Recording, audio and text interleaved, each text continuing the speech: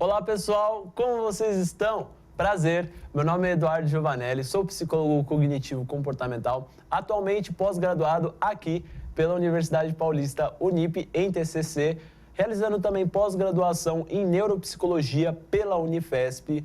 Sou membro da Associação Brasileira de Psicologia Cognitiva e também aqui da Vida Mental, psicólogo voluntário do Colégio João Borges e também supervisor clínico. E nessa aula de hoje iremos falar sobre a parte 2 em relação à conceituação cognitiva, que diz respeito justamente sobre o modelo cognitivo. Então vamos lá?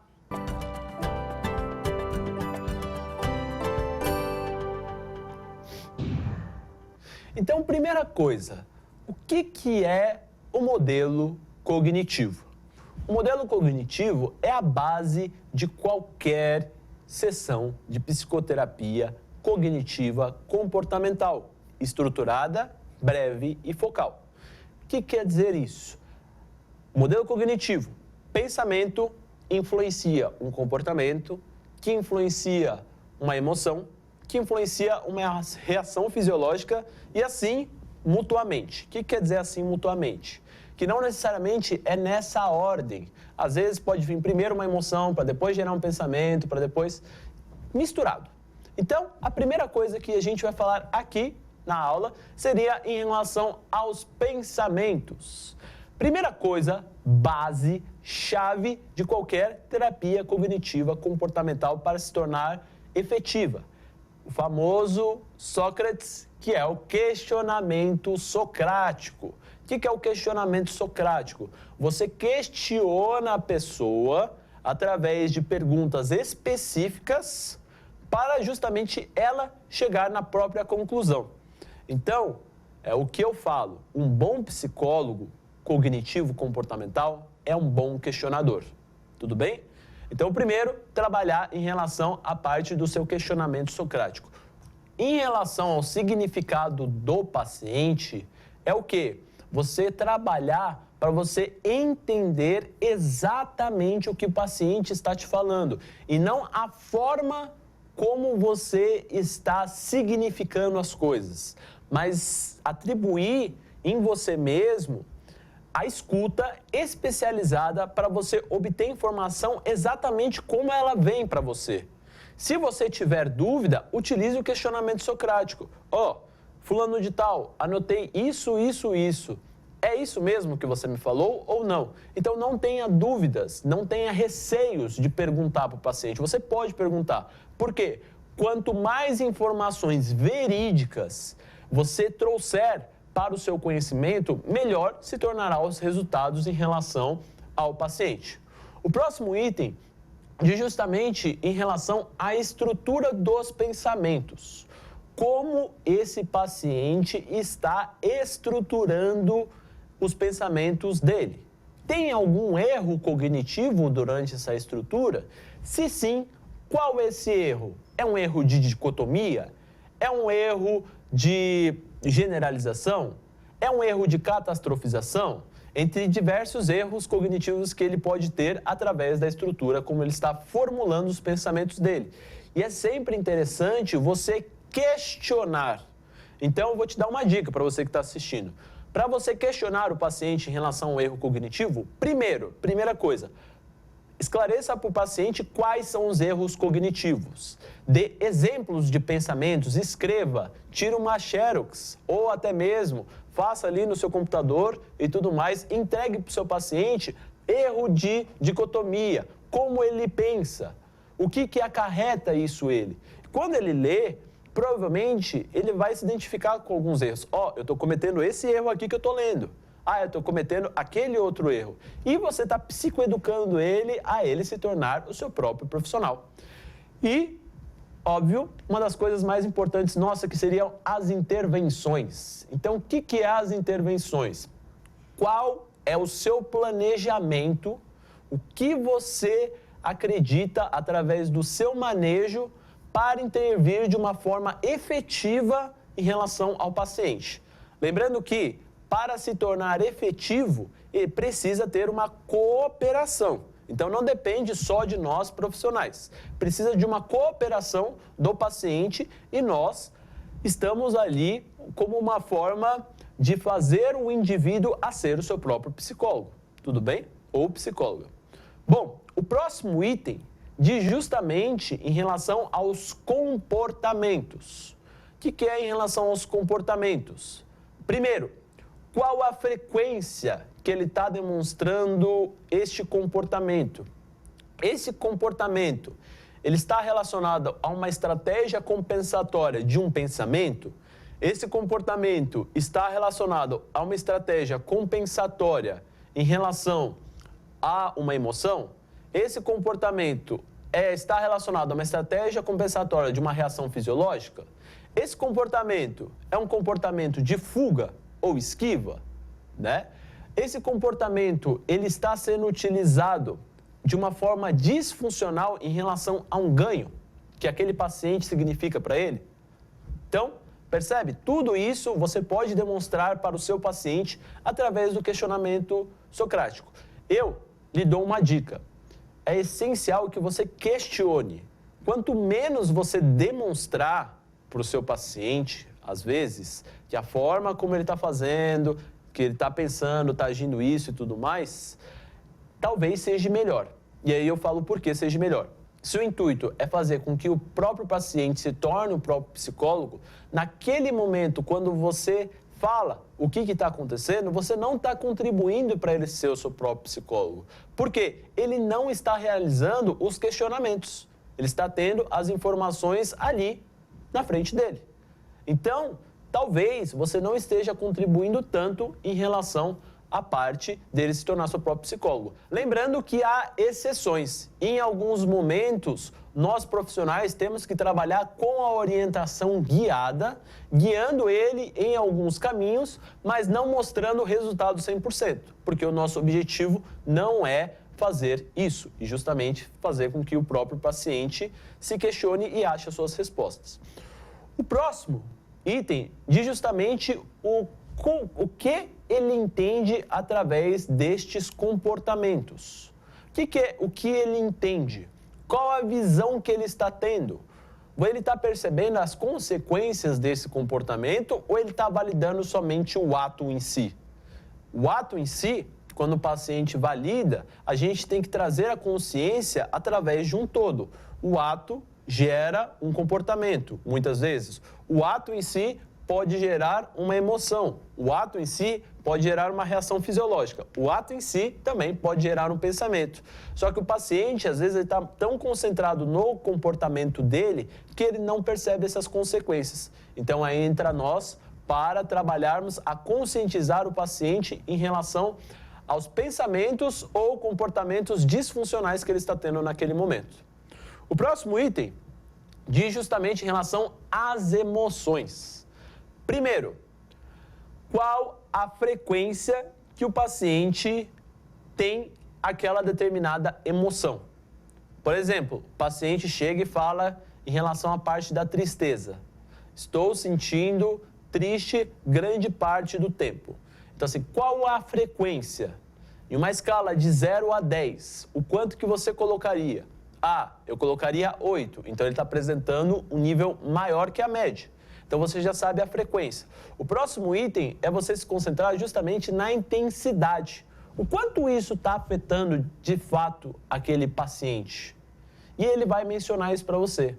A duração, quanto tempo dura essa tristeza? Essa tristeza, ela é momentânea? Assim como também pode apresentar outras emoções que sejam momentâneas ou duradouras? Tudo isso a gente precisa saber para formas mais efetivas de intervir através dessas informações e também técnicas cognitivas comportamentais mais efetivas nesse tratamento. Bom, qual é a emoção do paciente? Ele sabe nomear a emoção que ele está tendo?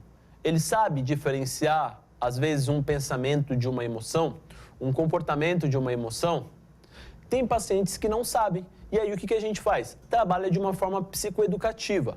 Primeiro, é essencial nós mostrarmos para o paciente algumas emoções básicas do ser humano, de acordo com as nomenclaturas científicas. Por quê? Normalmente, Existem pacientes que chegam para nós falando que eles não podem sentir tristeza, não podem sentir raiva.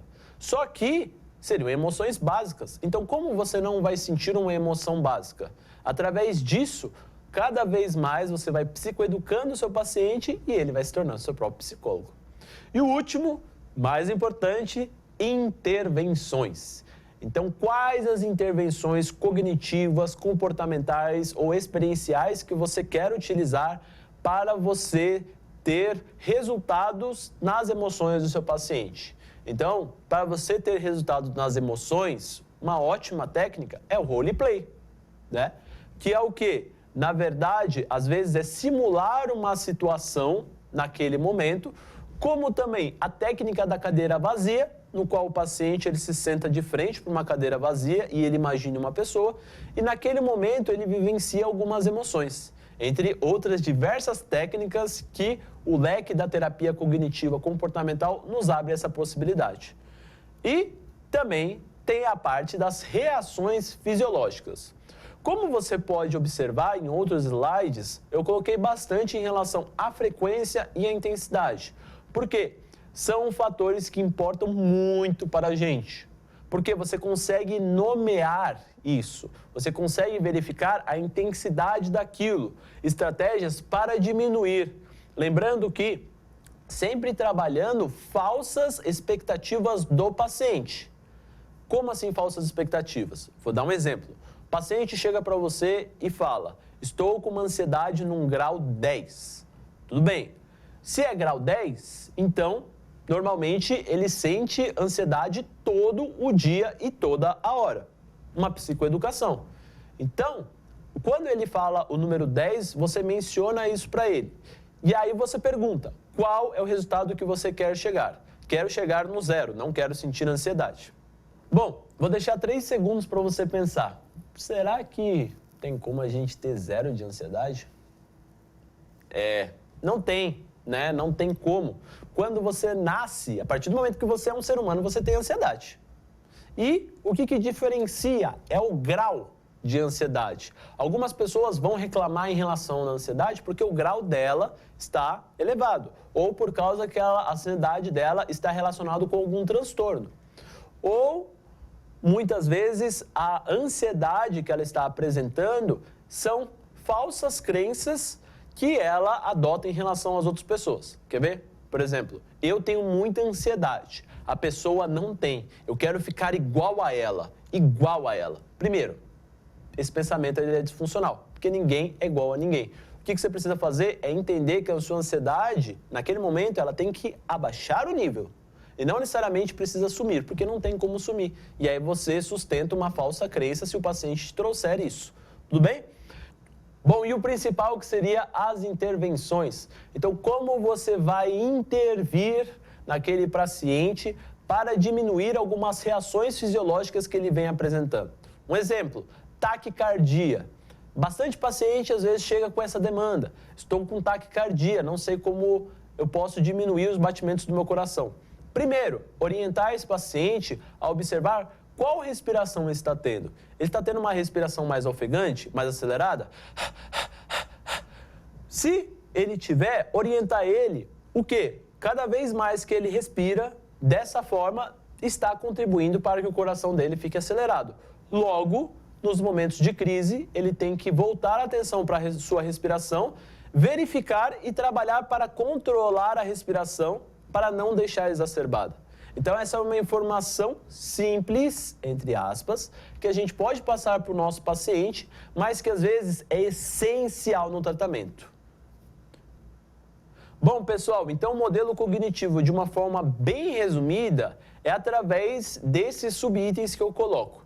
Primeiro, psicoeducação. Sempre trabalhar através da psicoeducação com o seu paciente. Segundo, validação das informações. O que é isso, validação das informações? Justamente você perguntar para o paciente se o que ele falou é aquilo que você escreveu ou aquilo que você pensou. Para você validar as informações essenciais e não as informações que tecnicamente você está entendendo do tratamento. Próximo item, testagem. O que é testagem? Você testar essas possibilidades do modelo cognitivo? O que é testar? Observar que o quê? O comportamento daquele paciente, um pensamento está gerando uma emoção que está gerando uma reação fisiológica. E como isso vai se demonstrando ao longo da terapia. Então você vai trabalhando através de testar essas possibilidades. E quando você tiver montado o esquema, você pode apresentar para o paciente. Através do quê? Do questionamento socrático. Outra coisa, que seria a ressignificação cognitiva, que é um dos primórdios básicos da terapia cognitiva. O que é a ressignificação cognitiva? É a forma como você ressignifica seus pensamentos de segunda ordem. O que acontece? Não sei se as pessoas que estão me assistindo sabem dessa informação, mas o psicólogo cognitivo comportamental, ele foca principalmente em pensamentos de segunda ordem. O que são pensamentos de segunda ordem? Pensamentos mais reflexivos, mais concentrados no presente. Então é ali que a gente foca. Não necessariamente que você tem que controlar os seus pensamentos para que ele não apareça mais vezes no seu dia. Não é isso. É o quê? Você trabalhar o que você vai fazer depois que você pensa aquilo. Por exemplo, se eu pensar que o meu dia vai ser ruim, o que acontece? Eu posso mudar o meu foco, eu posso cair de cabeça nesse pensamento e realmente o meu dia não ser legal.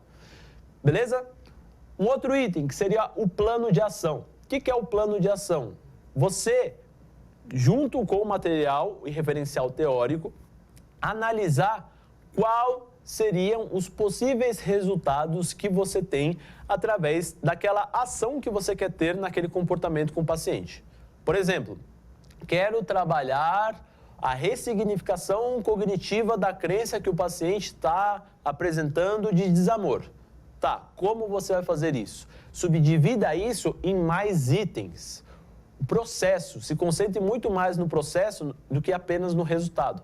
Então, antes de você realizar um atendimento com o paciente, é uma dica minha.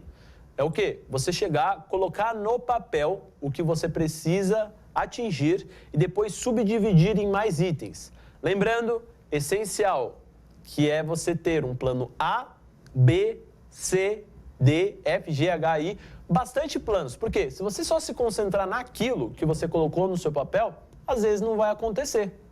E se não acontecer, como é que você vai lidar com aquilo? Né? Qual o referencial que você vai utilizar? Por isso, pessoal, que o modelo cognitivo é o quê? É uma prática. Você precisa praticar. Quanto mais você pratica, mais as informações ficam sólidas na sua consciência. E por que precisa fazer isso? Para atingir os resultados. O que é os resultados? É os resultados de uma forma real, dimensionando o quê? Formas funcionais do paciente lidar com aquela demanda. Bom, pessoal, a videoaula vai ficando por aqui. Muito obrigado. E você que é profissional e que está assistindo essa videoaula, eu recomendo o curso de pós-graduação aqui na Unip, por causa que ele trabalha justamente o modelo cognitivo em cada parte. O profissional, ele vai explicando, tirando as suas dúvidas de cada passo e também trabalhando mais as suas dúvidas. Porque aqui na videoaula você pode esclarecer algumas dúvidas, só que existem outras que, de certa forma, você pode ter. Aí você me fala, como eu posso tirar essas dúvidas? Justamente trabalhando com profissionais qualificados que possam tirar essas dúvidas que você tem. Eu recomendo o curso por causa que me ajudou muito e está me ajudando ainda na atualidade, como também me abrindo portas para o meu sucesso profissional. Um exemplo, fui aluno e hoje estou aqui realizando a videoaula para vocês. Bom, então para as pessoas que estão interessadas, aqui está o contato do Dr. Eude, aqui também está o contato da Unip. Para mais informações, só ligar ou mandar uma mensagem. Vou ficando por aqui, pessoal. Um grande abraço a todos vocês e nos vemos na próxima.